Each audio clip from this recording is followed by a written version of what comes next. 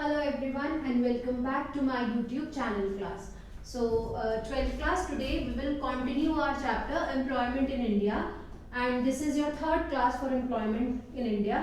और आपके सिलेबस में जैसे मैंने डिस्कस भी किया था कि जो जो टॉपिक डिलीटेड हैं मैं आपको क्लास में ही बताऊंगी. तो आपका जो एम्प्लॉयमेंट वाला चैप्टर है इसमें अप टिल एम्प्लॉयमेंट ही आ रहा है, बस अनएम्प्लॉयमेंट नहीं आ रहा है, बट फिर भी हम थोड़ा सा उसके बारे में भी पढ़ लेंगे. In general you should know that, brief पढ़ लेंगे, उसका डेप्थ में नहीं जाएंगे उसकी. So class employment in India, जैसे कि हमने अपनी लास्ट 2 क्लासेस में पढ़ा कि एम्प्लॉयमेंट होती क्या है, वर्कर्स क्या होते हैं, लेबर फोर्स क्या होती है, लेबर सप्लाई क्या होती है. अब आपको इतना भी पता चल गया होगा कि हमारा कितना % पॉपुलेशन जो है वो वर्किंग है, कितना % पॉपुलेशन जो है वो डिपेंडेंट है, वो क्यों डिपेंडेंट है, फीमेल वर्कफोर्स कितना है, मेल वर्कफोर्स कितना है, रूरल कितना है, अर्बन कितना है, ये सब चीजें अब आपको क्लियर हो चुकी होंगी. And if there is any problem, as I said, you can comment down and I'll definitely try to solve that problem of yours. और जिसने वो वीडियो नहीं देखी, I will give the link into description, आप उनको जरूर देखिएगा. So class employment in India में आज हम पढ़ेंगे trends of employment. Clear? Trends in employment. अब हम आज जो पढ़ेंगे क्लास, आज हम इसको फिनिश करेंगे चैप्टर को. ट्रेंड्स इन एम्प्लॉयमेंट में सबसे पहले हम देखेंगे कि हमारी कंट्री में सेक्टर वाइज कितनी एम्प्लॉयमेंट है. Like how many people are there those who are working in different sectors. Clear? कौन कौन से 3 सेक्टर्स होते हैं क्लास हमारे? Primary, secondary and tertiary. Clear class? So currently हमारे प्राइमरी सेक्टर में 48.9% जो हमारी एम्प्लॉयड पॉपुलेशन है, 40% जो हमारे वर्कर्स हैं, अगर हम 40% में से भी देखें हम तो 48.9, जो पहले हमारा 75 to 85% था when we were like very new economy. तो उस वक्त जो हमारी पॉपुलेशन थी वो ज्यादा थी प्राइमरी सेक्टर में. Now it is reduced to 48.9. फिर भी अगर आप एक रफ क्राइटेरिया की बात करें क्लास, तो 40% जो हमारी पॉपुलेशन है उसमें से अभी भी 20% जो लोग हैं वो इसी में ही काम करते हैं, जबकि यहाँ से हमें आने वाली जो जीडीपी है हमारी वो बिल्कुल निल है. So it's a problem. Clear? Next is secondary. तो सेकेंडरी में हमारी 24.3% पॉपुलेशन काम करती है. That is our industrial sector. Again it is low. And tertiary में हमारी 26.9% पॉपुलेशन जो है वो काम करती है. So क्लास ये जो हमारी पॉपुलेशन है प्राइमरी, सेकेंडरी, टर्शियरी सेक्टर में, ये उल्टा होना चाहिए, ज्यादा सेकेंडरी में या टर्शियरी में होनी चाहिए, but still we are dependent on to agricultural activities because India का बेस जो है, ज्यादा पॉपुलेशन जो है वो अभी भी रूरल बेस्ड है. तो दैट्स व्हाई ज्यादा पॉपुलेशन यहाँ है. इसकी वजह से हमारी जो हमारी एम्प्लॉयड जो पॉपुलेशन है वो अपना बेस्ट नहीं कर पा रही है, बिकॉज यहाँ पे जैसे कि हमने लास्ट क्लास में भी पढ़ा था कि disguised kind of unemployment is there. लोगों को लगता है कि वो काम कर रहे हैं but in reality they are not doing work, उनकी वहां जरूरत है ही नहीं. तो हमारे जो ह्यूमन रिसोर्स है ना क्लास, वो यहाँ पर वेस्ट हो जाता है. When it comes to secondary sector, तो जब हमारे पास रूरल बेस, दैट मीन्स हमारा रॉ मटेरियल आउटपुट जो है ही नहीं इतना, तो फिर हम अपनी फैक्ट्रीज में कहाँ से काम करेंगे. And tertiary again it is service sectors. तो यहाँ पे पढ़ाई लिखाई ज्यादा और इन सब चीजों को ज्यादा होने की जरूरत है. तो ये हमारी शहरों में ज्यादा इस तरीके की पॉपुलेशन हमें मिलती है क्लास. फाइन. सो अब हम बात करेंगे सेक्टर वाइज के बाद. Sector is done. Sector wise, sector तो हो गया.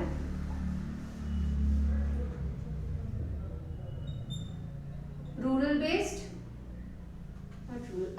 सेल्फ एम्प्लॉयड, हायर्ड, ये कितनी है हमारी? सेल्फ एम्प्लॉयड, हायर्ड में हमारी रेगुलराइज्ड और कैजुअल. रेगुलराइज्ड कितनी है एंड कैजुअल कितनी है? अब जो कैजुअल लेबर है क्लास, ये भी हमारे लिए बहुत प्रॉब्लम है. कैसे ये प्रॉब्लम है?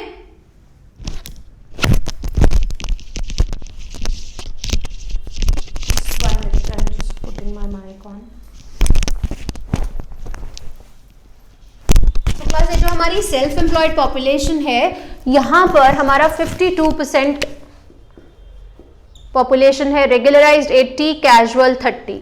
अगेन ये हमारा 100% बना रहा है। So class when it comes to self employed तो ये 52% है, रेगुलराइज्ड 80%, दैट मीन्स जो हमारे फॉर्मल वर्कर्स हैं वो 18% है, कैजुअल लेबर जो है हमारी वो 30% है। तो ये डेटा आपको लर्न होना चाहिए। These are the employment trends in India. ये सेक्टर वाइज हैं और वो एम्प्लॉयमेंट वाइज हैं कि कितने लोग कहाँ कहाँ काम करते हैं। क्लियर? सेक्टर वाइज और you can say status wise, status wise. Clear? Now next is class, you just keep the screenshot of the same, otherwise आपको आपकी बुक्स में भी मिलेगा, बट ये आपको ध्यान रखना है, ठीक है। Next is class formal and informal sector. So class formal और इनफॉर्मल सेक्टर क्या होता है, और ये जो कैजुअल लेबर्स बार बार हम पढ़ते हैं, ये कैजुअलाइजेशन की वजह से हमारी कंट्री में एम्प्लॉयमेंट की प्रॉब्लम क्यों आ रही है। सो क्लास कैजुअलाइजेशन का मतलब होता है कि जहां पर वर्कर्स जो है ना वो फॉर्मल सेक्टर के थ्रू काम में नहीं आ रहे हैं, they are coming through informal sector. So पहले हम ये जानते हैं कि फॉर्मल इनफॉर्मल क्या होता है क्लास। तो जो फॉर्मल सेक्टर है class, formal is that sector under which more than 10 people are employed. Formal and informal. तो जो more than 10 people employed, that is formal sector. ये है आपकी बुक की डेफिनेशन की जहां 10 से ज्यादा लोग काम करते हैं उसको हम फॉर्मल सेक्टर कहते हैं। जहां पर less than 10 people are employed उसको हम इनफॉर्मल सेक्टर कहते हैं। सो क्लास फॉर्मल सेक्टर वो होता है जहां पर एक इंसान जब काम करने के लिए जाता है तो काम के साथ साथ वो उस सेक्टर से या अपने एम्प्लॉयर से और काफी सारी चीजें डिमांड कर सकता है। दैट मीन्स वो जो हमारे लेबर ऑर्गेनाइजेशंस है या जो हमारे मतलब कि उसको कितना पैसा मिलना चाहिए, उसको जो वेज रेट मिलेगा वो भी स्टैंडर्डाइज्ड होगा, उसको और सारे अलावेंसेस और सारे फायदे भी मिलेंगे, तो वो होता है formal sector. When it comes to informal sector, तो इनफॉर्मल सेक्टर वो होता है कि एक दुकान है, वहां पर कोई भी काम कर रहा है जाके और उसको कुछ भी दे रहे हैं जो उनका मन कर रहा है, वो किसी से रजिस्टर्ड नहीं है, वो किसी को जाके कंप्लेंट नहीं कर सकता है कि उसको कम पैसा मिल रहा है, तो वो सारे इनफॉर्मल सेक्टर होते हैं। तो हमारी कंट्री में प्रॉब्लम क्या आ रही है क्लास, हमारी कंट्री में इनफॉर्मल सेक्टर या जो ये कैजुअल लेबर्स है ना ये बहुत ज्यादा बढ़ रहे हैं, जिसकी वजह से जो भी वो लोग काम कर रहे हैं ना उस काम से उनको कोई सिक्योरिटी नहीं मिल रही है। आज वो काम कर रहे हैं सिर्फ इतना कि दे कैन सर्वाइव, वो अपना खाना खा सके, उसके बाद कल उनको काम मिलेगा या नहीं ये एक बहुत बड़ी प्रॉब्लम होती है। जैसे हम सब ने लॉकडाउन में देखा था कि कितने सारे लोगों को तुरंत काम छोड़ के दूसरी जगह जाना पड़ा था, और फिर प्रॉब्लम क्या थी कि जब वो वहां चले गए तो वहां पे वो करेंगे क्या, खाएंगे क्या, दैट वाज अ प्रॉब्लम। उस वक्त हमारी बहुत सारी पॉपुलेशन है जो है ना वापस से अनएम्प्लॉयड हो गई थी और डिपेंडेंसी जो थी वो बढ़ गई थी, जो हमारी इकोनॉमी के लिए अच्छा नहीं है क्लास, बिकॉज हमारी इकोनॉमी इतनी स्ट्रांग अभी नहीं हुई है कि हम इतने सारे लोगों का बोझ उठा सके।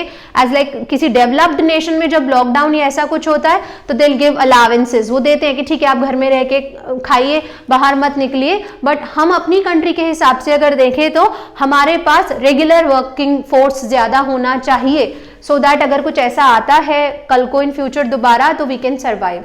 सो this is the major problem कि हमारा जो इनफॉर्मलाइजेशन है क्लास वो ज्यादा बढ़ रहा है। और अगर हम इनफॉर्मलाइज्ड डेटा की बात करें कि इनफॉर्मलाइज सेक्टर में कितने मेल फीमेल काम करते हैं, तो वो भी बहुत मतलब फॉर्मल में they are very less numbers those who are working, और इनफॉर्मल में बहुत ज्यादा लोग काम करते हैं।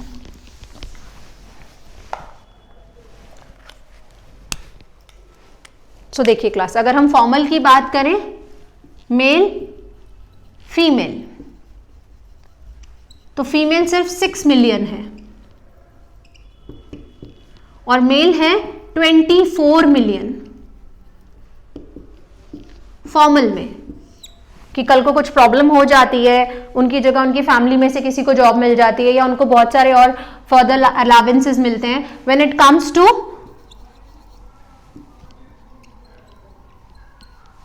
it's around 330 million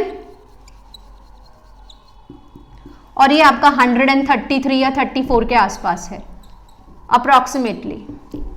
ठीक है, अगेन जैसे मुझे कंफ्यूजन है 33 34 में, सो जब हम आंसर लिखेंगे क्लास अपना तो हम इसमें अप्रॉक्सीमेटली वर्ड डाल सकते हैं, तो फिर एक आधे से कोई फर्क नहीं पड़ता है, बट इतना ही है अराउंड। तो देखिए सिर्फ इतने % लोग ऐसे हैं जो अपने काम को काम बोल सकते हैं कि हाँ हम यहाँ जॉब करते हैं, बाकी ये लोग तो बेचारे कह ही नहीं सकते कि ये लोग काम करते हैं, कब इनको हटा दिया जाएगा, कब कोई प्रॉब्लम आ जाएगी। सो ये जो काम कर रहे हैं ना क्लास, वो अनप्रिडिक्टेबल सा काम है, and that informalisation is a very big problem in our country.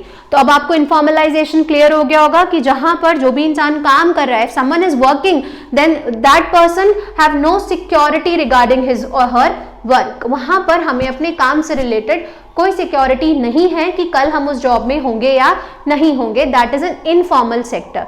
तो ऐसा नहीं है कि जहां 10 से कम लोग ही काम कर रहे हैं वही इनफॉर्मल है, ठीक है। But when it comes to writing, आप अपनी बुक की जो लैंग्वेज है एनसीईआरटीज की, आप मेंशन जब करेंगे तो आप यही लिखेंगे कि where less than 10 people are employed, that is an informal sector, जहां पर कोई वेज रेट डायरेक्टेड नहीं होती है, किसको कितना पैसा मिलना है ये सब डायरेक्टेड नहीं होता। सो क्लास अब आगे जो हमारा टॉपिक है दैट इज डेटा, कि ये जो अनएम्प्लॉयमेंट का डेटा है ये हमारे पास आता कहाँ से, या एम्प्लॉयमेंट का डेटा कि इतने लोग काम कर रहे हैं, इतने लोगों को काम मिल रहा है, तो ये डेटा क्लास हमारे पास आता है NSSO से। What is NSSO? स्टार्ट्स में आपने 11th क्लास में पढ़ा होगा। NSSO is national sample survey organisation.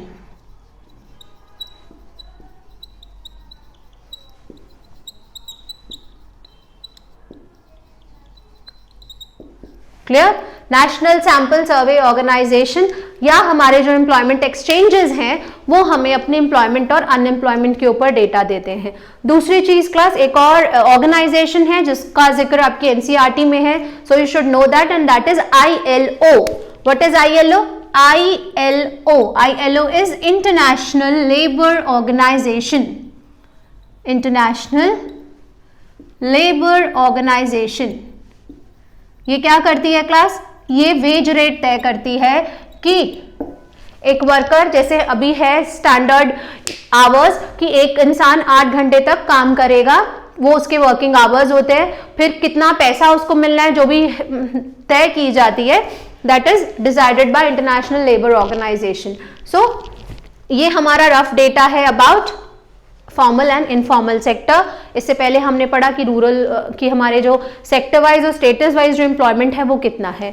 अब आज का जो लास्ट टॉपिक है क्लास वो ये कि इसके अलावा हम अपने गवर्नमेंट, अपनी जो हमारी कंट्री है उसकी कंडीशंस को कैसे ठीक कर सकते हैं, कौन कौन से तरीके गवर्नमेंट कर रही है, और क्यों हमारी कंट्री में इतनी अनएम्प्लॉयमेंट जो है या इतनी एम्प्लॉयमेंट की प्रॉब्लम जो है वो आ रही है। तो सबसे पहली बात तो ये क्लास कि जो हमारी कंट्री में NEP आया था, अगर अभी हम बात करें, आपकी बुक्स में डेटा गिवन है कि एट प्रेजेंट हमारा जो एम्प्लॉयमेंट ग्राफ है ना वो सिर्फ 1.1% है। दैट मीन्स हम सिर्फ ये मान के चलते हैं कि जितनी हमारी पॉपुलेशन है, आप देख भी सकते हैं ना कि सिर्फ 24 और 36 मिलियन लोग ऐसे हैं जो फॉर्मल सेक्टर में काम करते हैं, यानी कि अगर हम गवर्नमेंट के हिसाब से बात करें तो सिर्फ इतने 135 करोड़ की आबादी में से सिर्फ ये जो 35 मिलियन है, इतने लोगों को ही जो है काम मिल रहा है और उनको गवर्नमेंट सही मायने में एम्प्लॉयड मानती है क्लास। बाकी सब जो है वो कभी एम्प्लॉयमेंट में है कभी नहीं है, वो ऐसी सिचुएशन में है। So for providing employment government ने एक प्रोग्राम बनाया है, and that program is MGNREGA।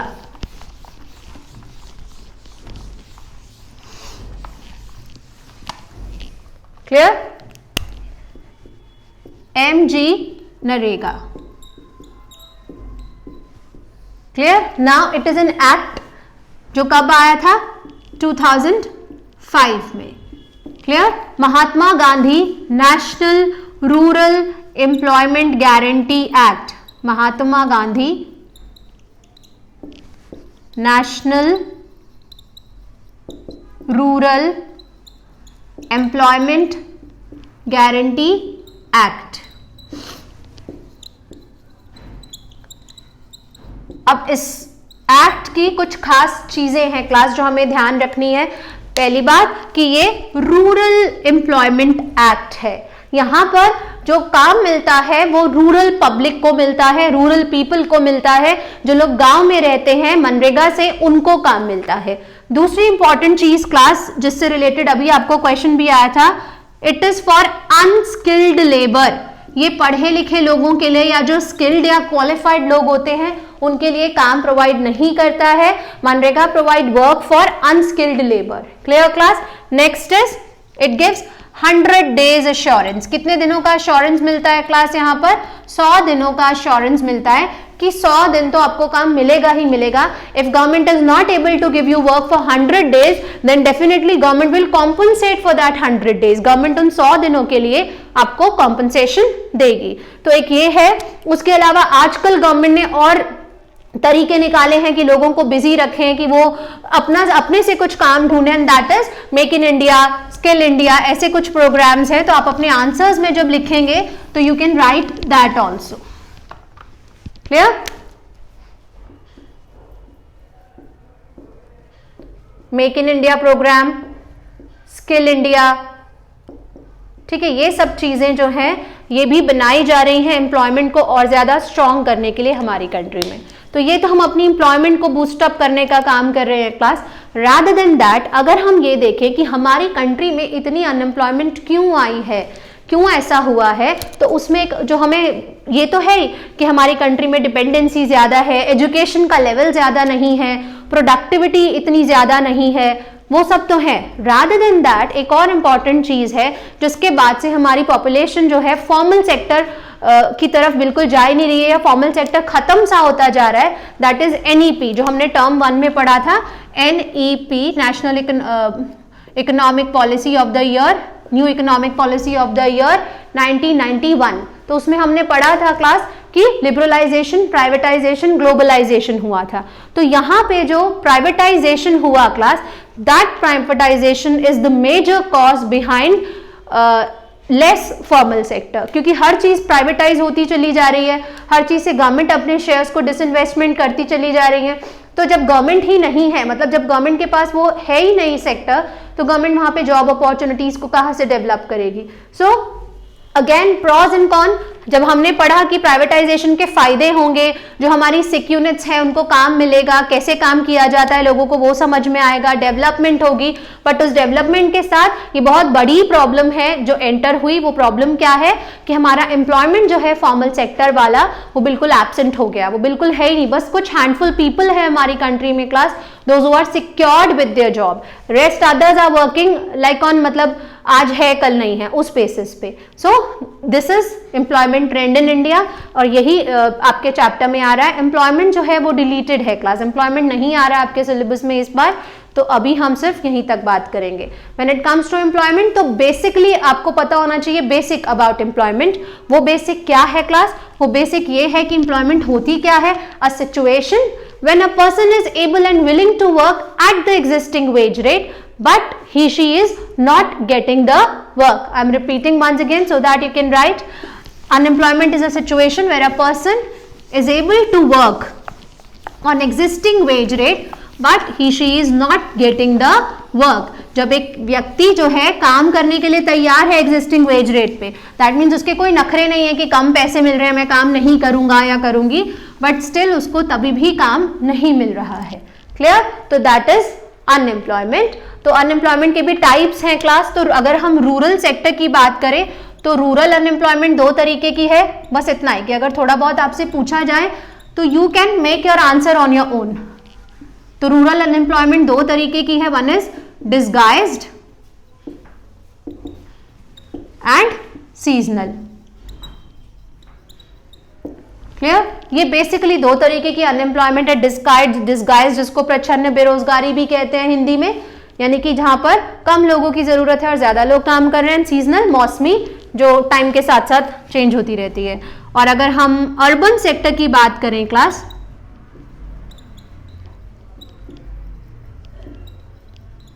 तो अर्बन में भी हमारे 2 तरीके की अनएम्प्लॉयमेंट है। एक तो है हमारी एजुकेटेड अनएम्प्लॉयमेंट, पढ़े लिखे लोग हैं, उनके पास काम नहीं है, और इसके बहुत सारे एग्जाम्पल्स हमें अपने आसपास देखने के लिए मिलते रहते हैं कि कोई कितना बड़ा क्वालिफाइड है बट स्टिल वो किसी भी मतलब मीनियल जॉब के लिए जा रहा है, इंटरव्यू देने के लिए, काम करने के लिए. And one more is industrial unemployment. Industries बंद हो जाएंगी, एम्प्लॉयमेंट उसके साथ ही खत्म हो जाएगी. तो that comes under urban sector और ये रूरल में. उसके बाद एक होती है क्लास और फ्रिक्शनल अनएम्प्लॉयमेंट. क्या होता है फ्रिक्शनल? एक बार क्वेश्चन जरूर पूछा था ये फ्रिक्शनल से रिलेटेड, तो बाकी सारी तो सिंपल होती है. फ्रिक्शनल थोड़ी सी अजीब सी अनएम्प्लॉयमेंट है. क्या होता है कि फ्रिक्शनल अनएम्प्लॉयमेंट,